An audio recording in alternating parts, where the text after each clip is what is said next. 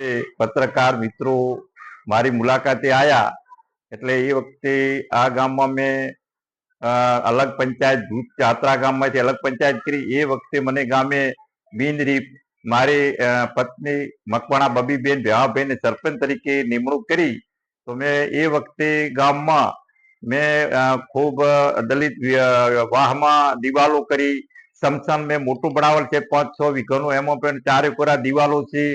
સમસનનો shade 2-4 બનાવેલ છે. બેહવા માટે શેડ બનાવ્યો છે. એક ઢાળિયું બનાવ્યું છે.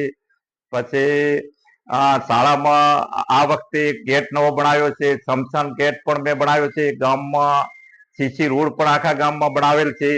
પછી નાના મોટા ઘણા કામો કરેલ છે. અને ગામમાં ભાઈ એક રામગઢ શાળા હતી, ત્યાં પણ અમે રામગઢ શાળા ચિત્રમ બનાવી અને ત્યાં પણ પાકો ડામર રોડ બનાવેલ છે.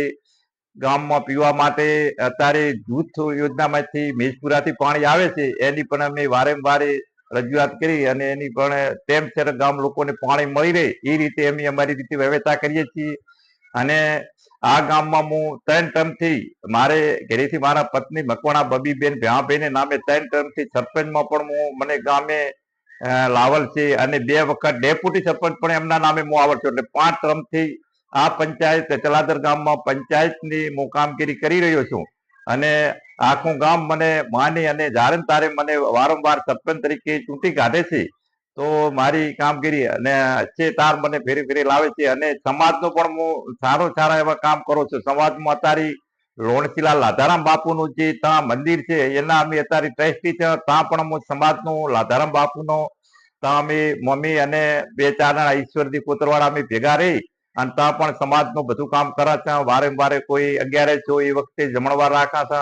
એટલે સમાજનું પણ વારંવાર હું સમાજનું જ્યાં પણ કામ હોય નાના મોટા અહીંયા અમે હાજરી આપી અને સમાજનું જે કામ કરે છે. અને ગામના અત્યારે હાલમાં અમે આરોગ્ય માટે અમે ઠરાવ કરી અને આરોગ્યનો માગલ છે ત્યાં દવાખાના માટે. બીજી પણ અમે ગામમાં કમિટી હોલ બનાવેલ છે.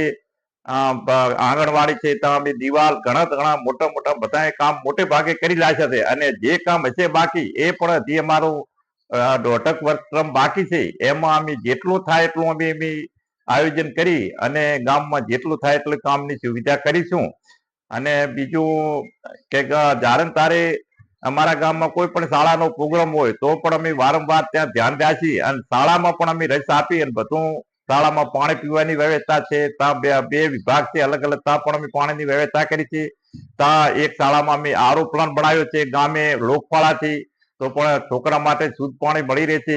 એટલે વારંવાર અમે કોઈ પણ કામ હોય તો ગામ લોકો પણ અમને મદદ કરે છે. અને વારંવાર અમે બધી રીતે કરી અને ગામ લોકો ભેગા મળી કાંઈ પણ નાના મોટું કામ હોય તો અમે બધા સહકારથી ભેગા મળીને કહીએ છીએ. અને અમારા હાલમાં અમારી બોડી બધી ચવચ છે. અમારે ડેપ્યુટી તરીકે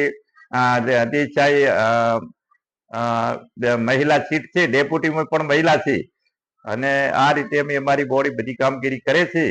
અને સહકારથી બધાના સહકારથી અમે સારું કામ થાય એવી અમે બધી વ્યવસ્થા કરીએ છીએ.